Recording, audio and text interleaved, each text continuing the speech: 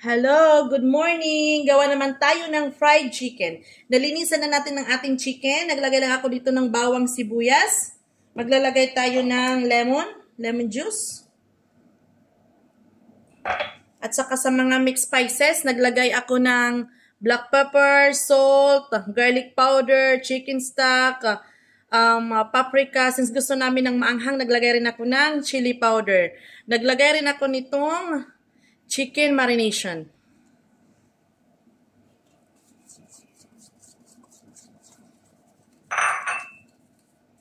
Mix lang natin siya ng mabuti.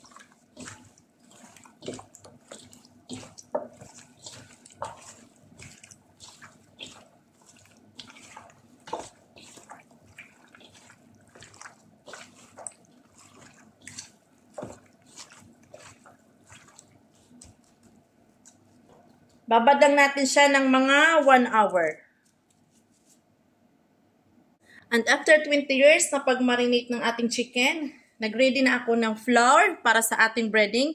Kung anong nilagay ko sa chicken ng mga spices, nilagay ko rin dito sa flour. Lalagyan ko lang siya ng cornstarch. Haluin lang natin siya.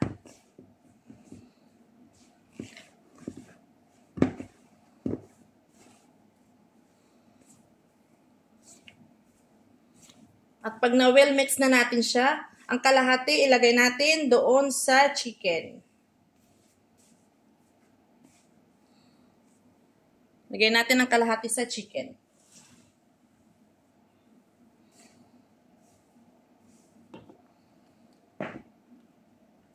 At naglalagay ako ng cold water para maging more crispy ang ating fried chicken.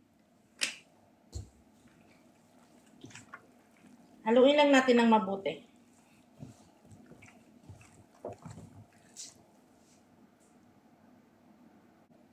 At pag nahalo na natin, rest lang natin siya ng mga 5 minutes bago natin i-coat sa breading mix na ginawa natin. Tapos magpiprito na tayo. Let's go Rebels! After 20 minutes ng marination, i-coat na natin siya sa ating ginawang breading.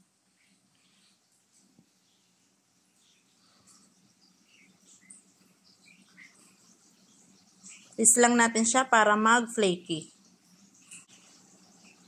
Promise guys, ang crispy. Tingnan nyo naman ang ating fried chicken. Sobrang bango at nakakatakam na talaga. Nakaka-Tom Jones na. At ready na ang MFC, Milok Fried Chicken. Thank you, buyers!